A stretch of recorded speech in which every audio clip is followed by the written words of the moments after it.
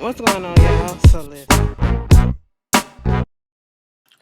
What's going on, everybody? So listen, I really wasn't even gonna. Okay, so I spoke about it in my what it is, all right, and I was telling you guys that I was gonna catch up on it. This is fires, little fires everywhere. Um, I'm not gonna do like episode by episode, reviews of this stuff, but after a few episodes accumulate, I'll probably come back on here and give a little update about the shit that happened or whatever. But other than that, yes, girls, okay, and guys, listen, Little Fires Everywhere is it. All right, it comes on Hulu every Wednesday night. Every Wednesday it's up at 12 o'clock midnight. You know what I'm saying? And it stars Reese Witherspoon and Kerry Washington. All right. And most of y'all know Kerry Washington from Say the Last Dance or most recently Scandal and stuff like that. Reese Witherspoon been in everything, Legally Blonde and all that stuff. Girl, let me tell you something. This show is it. Now, I was a little concerned, but I was looking at the first episode. I was like, girl, what is this? Now, listen, the first time I ever heard about Little Fires Everywhere is the book. Y'all know I work in the library, okay? And because of that, this has been Little Fires Everywhere has been one of those books that's been on hold and on the top list, and everybody and their mother, even before it had become it had came out that they were going to do a series on it. It was a hot commodity. Okay, it was one of the most popular books, and it had so many holes on it and everything, and it just recently died down. You know what I'm saying? And now that we got the TV show, it is. I wouldn't be surprised if it pick up again. But then again, given this situation, ain't nobody finna get shit right about now. Okay, but let's just get into it, girls. So it's only 5 episodes so far, okay? And I'm just going to give a quick synopsis of everything that's been going on so far, my thoughts, my opinion. And baby, the end of that 5th episode, that's what really got me on here, okay? That's what really got me on here because I want to know what y'all feel about this because that ended, girl, that ended, who do y'all think? All right, okay. So we got Mia, Kerry Washington's character name is Mia. All right, Mia Warren, and then you have her daughter Pearl. And then we later find out because of the snooping that Elena did by who was played by Reese Witherspoon. She also has what 4 kids? Moody, Trip, Lexi, and Izzy. Okay. Well, Isabel, she don't like the fact that her she decided to name her or have her nickname as Izzy. We later find out that Pearl is the Warren comes from her brother, Mia's brother. Okay. Mia had a brother that I think passed away or whatever. And, so that's where they changed the last names to Warren and stuff like that, I guess, in remembrance of him and all that. But we jumping ahead. So let's just get down to the fact about who these people are. Pearl is Mia's daughter, okay? And Mia is this big mystery. We have yet to find out, and that is what I feel like the base of this show is about. It's uncovering who Mia is.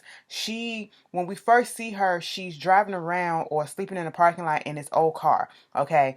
And the show is based in 1997, so it keeps going back. We see it go back to 1983. We see it go back in 1983 when a young Mia with a young baby Pearl in the back seat fucking some dude. I said, wait a minute. That kind of went through some shit. I said, with the baby in the back seat, I don't give a fuck if the baby was asleep or not. You still gonna get it in, huh, Mia? Mia said, bitch, I don't care. Okay, but she showing us stop when Pearl woke up and she said, bitch, you gotta get out. I said, all right, I can respect that. You gotta do what you gotta do when time comes, okay? You know, um, we got that. We see that, she's basically, it's almost like a hobo, one of those people that they just travel. Is it hobos? They not I can't remember the name of what it's called. And it's gonna come to the tip of my tongue as soon as I click the camera off. They go from place to place from place. They don't settle at one place at all. And it almost reminds you of like a military family. You know what I'm saying? Who goes from base to base to base, country to country to country, but she's not in the military. She's an artist, and we come to find out how much of an artist she really is, okay? But she settles in this town, Shakers, Ohio, and we see that her path comes across Reese Witherspoon, Elena, you know, and it's this place that she wants to, at first, Elena saw the car that they was in somebody's driveway, I think one of their friends' driveway. Okay, so told her, you know, you're gonna have to get the fuck out. I think she even called the cops and told them that, you know, get the neighborhood watch or whoever to tell them to you know, pack it up and go. Okay, we're gonna get on Elena ass. But you know, they wind up renting a property from Elena. Now, baby, I said I know this is 1997 because when they said a good little spot like that, and it was a nice building, baby, it was a nice house, girl. When they said it was $300 a month, I said, hold up. $300 for a couple of rooms or a room or whatever, girl, and all of this space and opportunity and shit. I said, not in this economy, it ain't. Not in this economy. And then I had to go back and I said, oh, 1997. Okay, there it is. But then, you know, it's just this mystery that's around Mia. We don't know where she really came from. We don't know what she's really about, besides the fact that she's an artist and she's a no-nonsense type of person and she has secrets or whatever. But yet we see with her character being developed that even though we don't know much about her, we do know one thing, that she do help people out, like the people that are in need. We see this with the her Chinese co-worker, you know, BB, who we saw later on in the last two episodes where she was trying to help her find her daughter, because BB had a story where BB, I guess she's an illegal immigrant. You know, she's in the country illegally, but she's trying to make a living and she could not afford to take care of her daughter. And when we saw that scene, baby, that scene really hurt me so bad, because you see the struggle that people go through. And it's not even just, you know, if you're in the country illegally, if you're just a legal immigrant, or if you're just a regular person who is poor and below the poverty line. And, you know, she couldn't get the baby to stop crying. She couldn't feed the baby right. The baby wasn't taking any breast milk. You know, she was trying to buy some formula, and the clerk at the store was being mean to her and said, bitch, you 70 cents under. Okay, so you need 70 cents or nothing. And she couldn't even make an exception. Bitch, if I would have seen something like that, I would have made an exception. Okay, I said, what's 70 cents? I'll find 70 cents to put in the register for you. Okay, I would have took and had a heart. And she was so mean to her. I didn't like that, you know. And that just shows how people are. People, even people that don't have nothing, look down on others that don't have nothing. You know what I'm saying? And so, when she was doing all that, the lights went out, the heats went out, you know, they sitting there freezing or whatever. So she wound up doing the best thing at this point, which was the best thing, her best option, because she had nothing that she can give. She couldn't do anything at this point but to get the child up. That was, she felt, was her best thing. And so she left the child at the fireplace, you know, fireplace. Fire God damn, what is it called? The firehouse. There you go. She left it outside in the firehouse. Girl, I would have knocked on the goddamn door and put the baby in there, but I know you're trying to stay anonymous, but it was cold. So she wrapped the baby up, and I guess she got them out there. And now her story, we have Mia coming in and trying to help her find her baby, which eventually we do. And this caused a whole bunch of problems. It caused a whole bunch of problems. So we're gonna get back to that.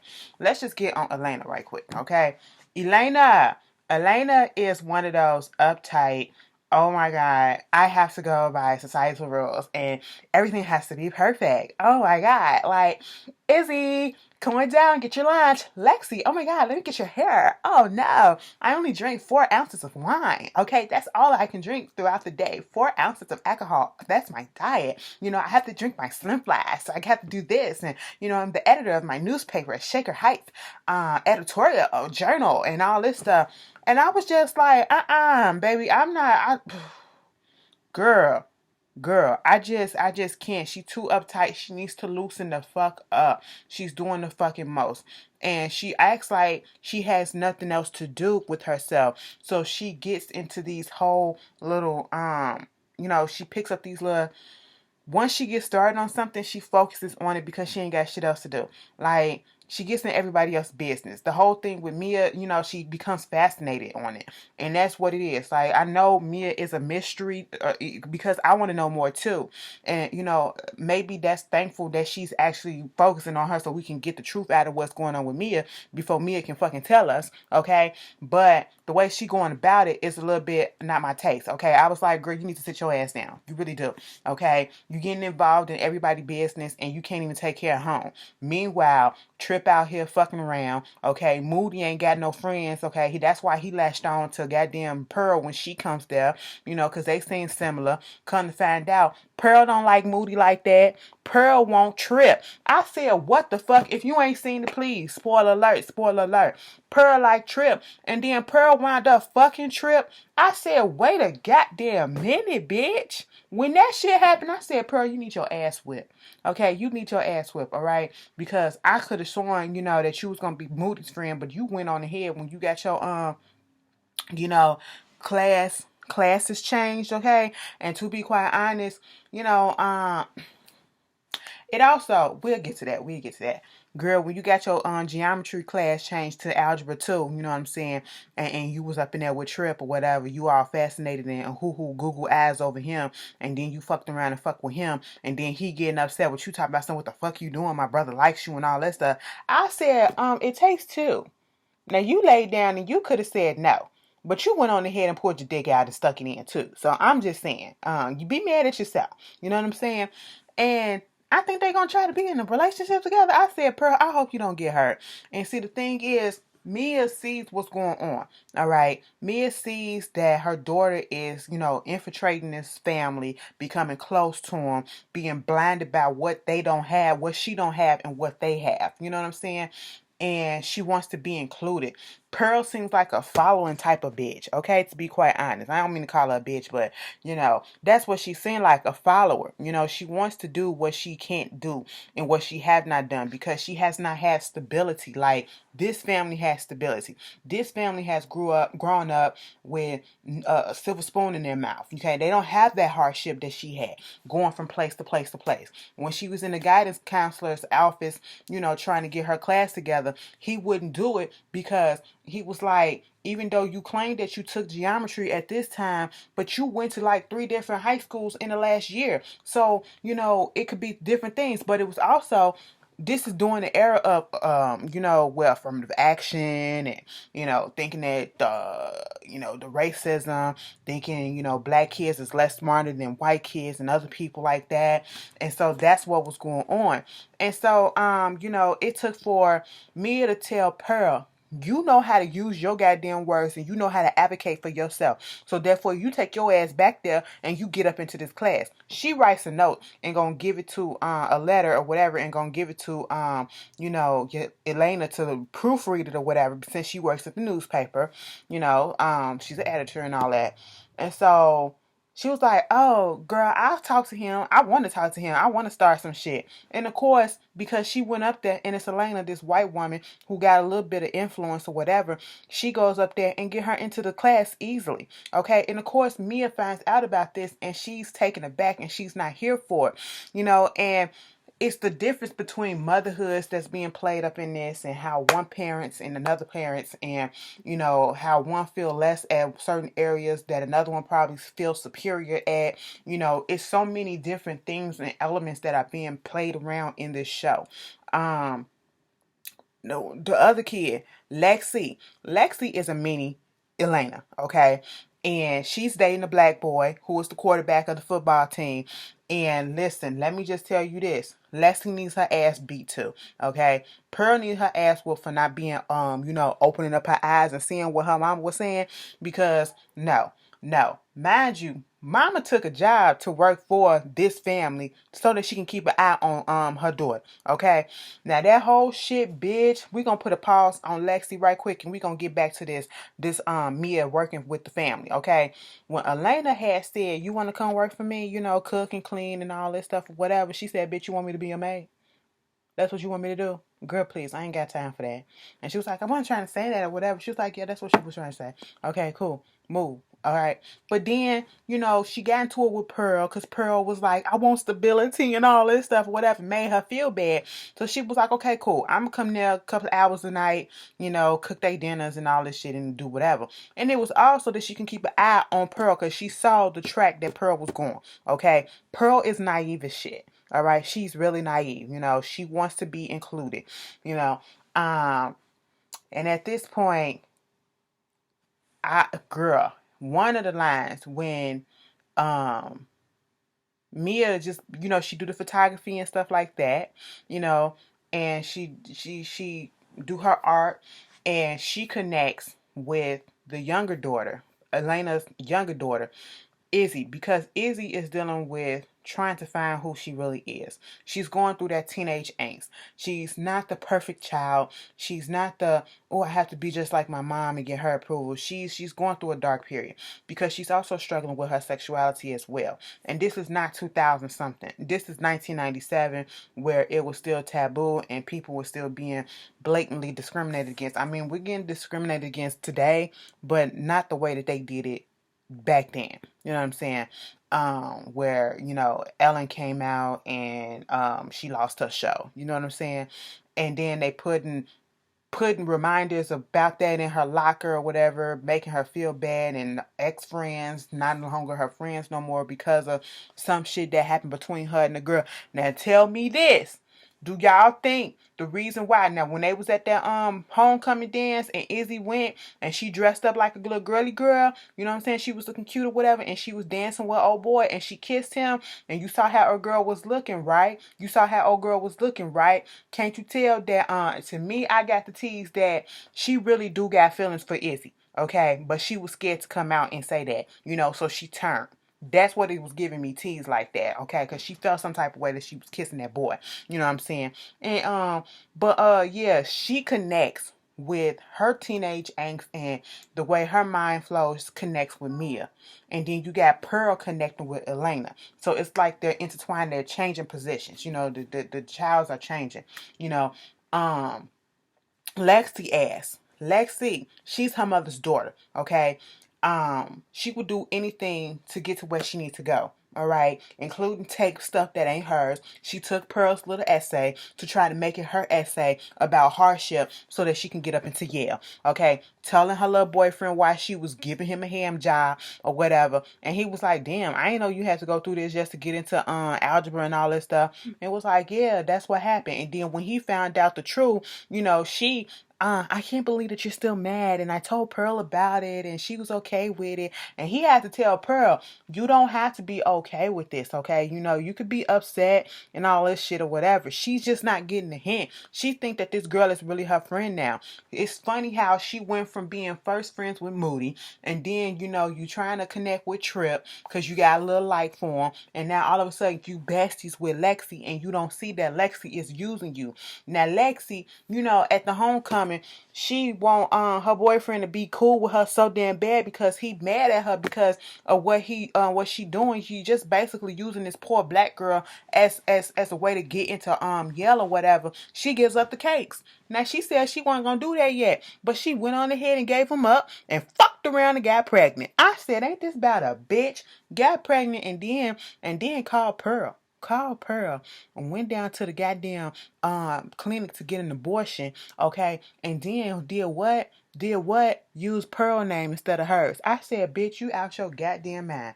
You out your goddamn mind. When Pearl heard her name being called, I don't know why it was giving me Say the Last Dance tease when Kerry Washington and Julia Stiles was at the free clinic, you know, and they was sitting up in there. That's what it was giving me. It was giving me that type of tease. And then when Pearl heard her name, she was like, ain't this about a bitch? And see, this is what your mama was talking about. You realize that your mama was right, okay? She was just trying to look out for your ass. You know what I'm saying?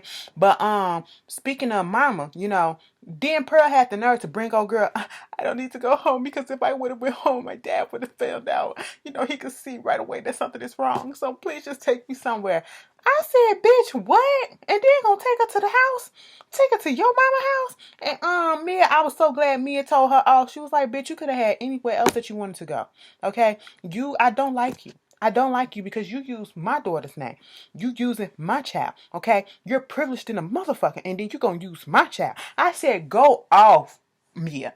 All right. That was like the second time she done went off on somebody in this damn family, bitch. All right. Because when she was over there doing that photography for Elena's friend, um Linda, who was trying to have the baby but couldn't have no kids, but then she adopted the baby. Come to find out, the baby that she adopted was BB's baby, okay, the Chinese lady's baby that was friends with Mia, and Mia found out and told her, and BB came in and just fucked the shit up. You know what I'm saying? And now they finna go to court or whatever to get visitation rights and try to get her child back and all that shit. Now, see, this is how.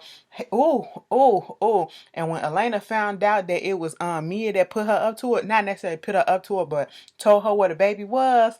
And she was like, I thought we was friends. She said, that's what white women always want to do, try to be friends with their maids and their housekeepers. I said, bitch, you better speak that truth. You better speak that truth. I said, And so, of course, now she want to dig into it and see who the hell Mia is and all this shit. Because there's this prize painting, not painting, but portrait of Mia when she was pregnant that was taken by I think her professor, Paulina Hawthorne. That's a famous artist or whatever. And she was talking to her gallerist and she was just telling her if you need some money, because she wanted to help BB out. BB needed $30,000 to get this lawyer, whatever. She did not want to sell this, but she went on ahead and sold it, and it was put in the newspaper and everything. And so that really tried to hype up and Yelena like, bitch, who the fuck is this bitch now? Like, she in newspapers and shit. When Izzy said, is you mad that she in the newspaper before, in the New York Times, before you will ever be in the New York Times? I said, bitch, Izzy. Izzy. You didn't have to do your mama like that, but you kind of did. She deserved it. She deserved it.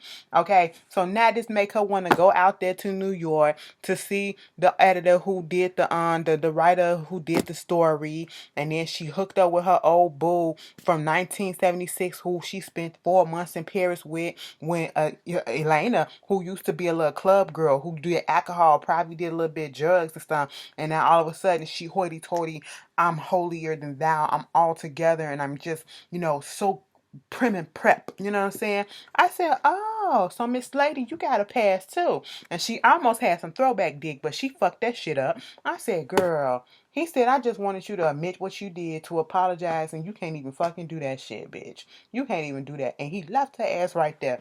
Then she found out, girl, let me tell you something. This show is off the hook. Okay, this show is really, really good. Okay, y'all saw when she was burning that picture that Izzy was doing, them strips or whatever. Put them things together. Couldn't find out it was a picture of goddamn Elena, and they burnt them shits. I said, oh shit, bitch.